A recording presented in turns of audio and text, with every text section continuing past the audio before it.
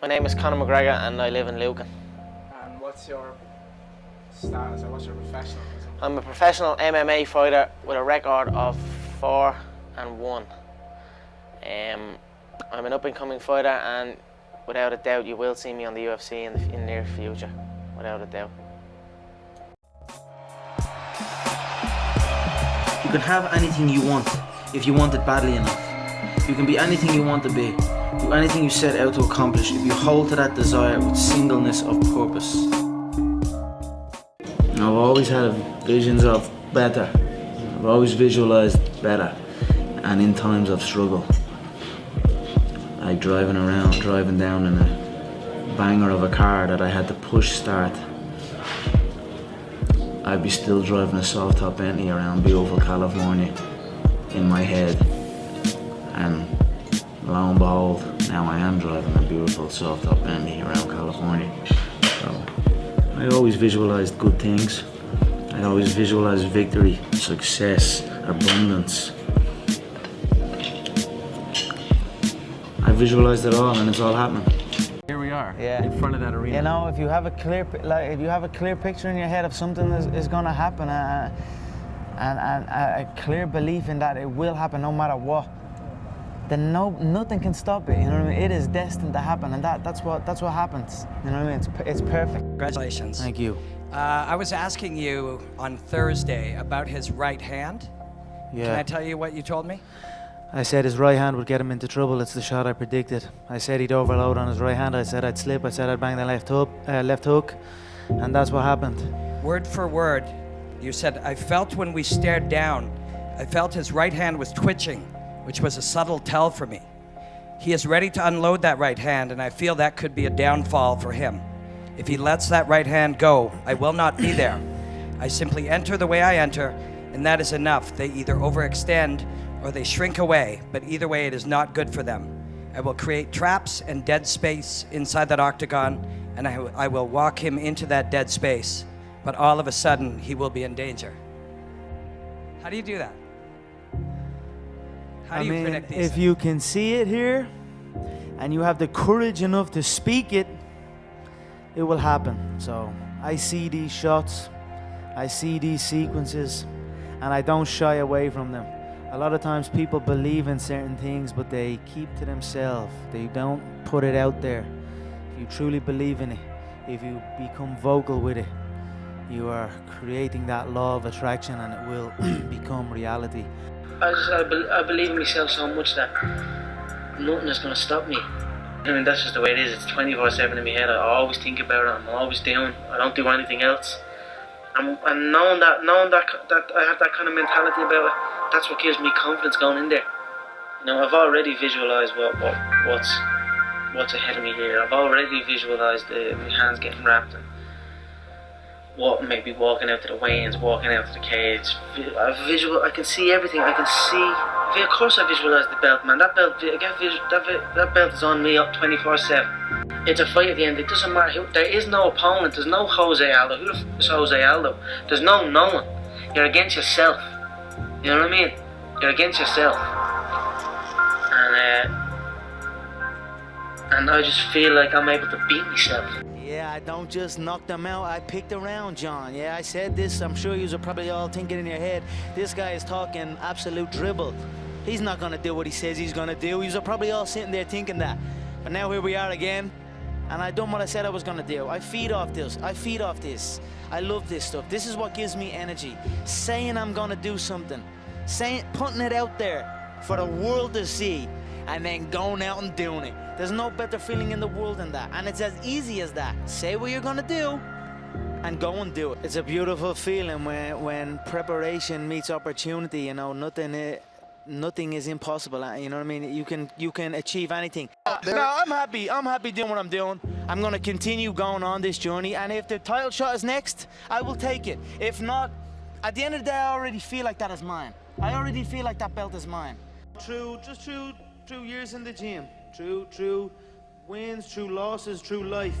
I just realized that if you say it to yourself and you look yourself in the eye and look yourself in the mirror and truly believe that not a man alive can beat you, then that is the way it is. And just true through hours in the gym and preparation, I feel that I am untouchable right now.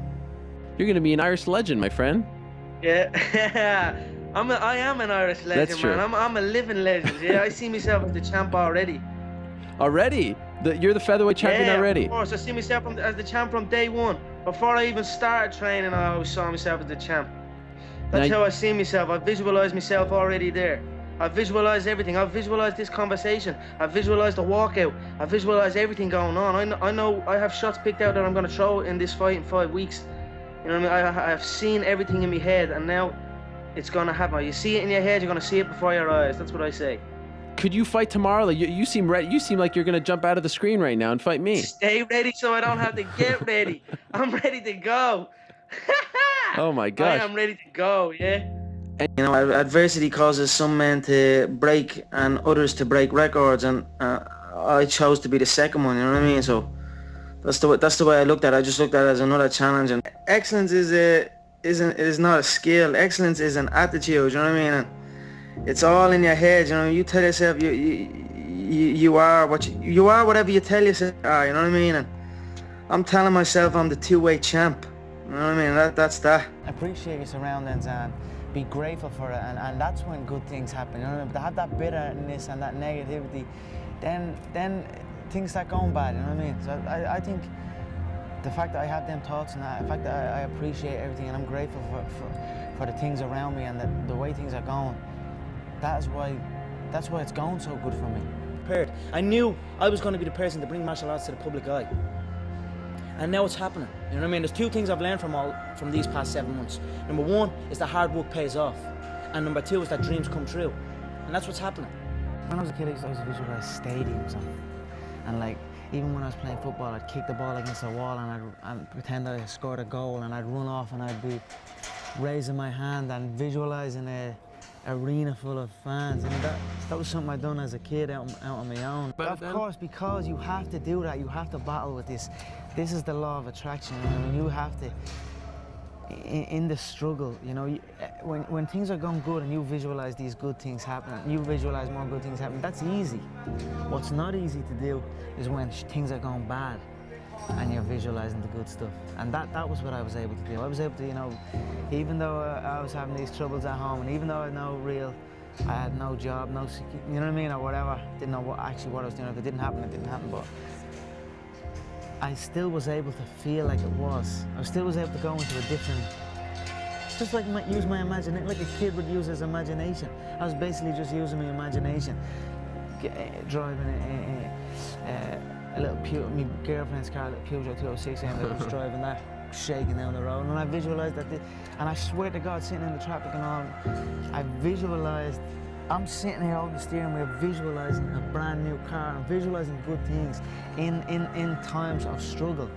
And that when you can do that, I think that really makes that law of attraction work. I think it really attracts to you more. You know what I mean? Because that is harder to do when you're in the struggle to visualize these things. What do you want to be? Here's another thing. What do you want to be? You know, I don't want to be anything. I am everything I want to be. And I'm already there. You know? I don't want anything. You know? People say like, I want this. I want to do this and I want to do that. But the vibe you're putting out is want. You're always going to want. And I always have the attitude that I have. And I always felt like I was a black belt walking in. You know what I mean? I always felt like I was the world champion. I always felt like I already could do everything. I was only telling you about the surfing the other day. I got the rental, walking around like I was a fucking pro. You know what I mean? But I don't want anything. I have everything. That's a mindset. You know what I mean? I have everything. I have everything. You know what I mean? I'd done everything I said I was going to do. I was laughed at. I was literally laughed at to win that second world title. When I first came I was going to take these 2 world titles down. Laughed at. That's never going to happen. An Irish man even winning the UFC. When I said that, I was laughed at. So I said I was going to win the 2 world titles. I won them. I'd done everything I said I was going to do. Every move is a calculated step. Make no mistake about that. It's only January of 2017. I'm already the face of the UFC. I'm already the face of boxing. I'm already the face of the WWE, and I'm already the face of Hollywood.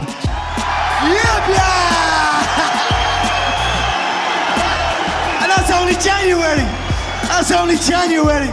But in the media, I stated many times, all the way up is a dream to climb above that cage and raise them 2 belts. That was in every interview I've ever done.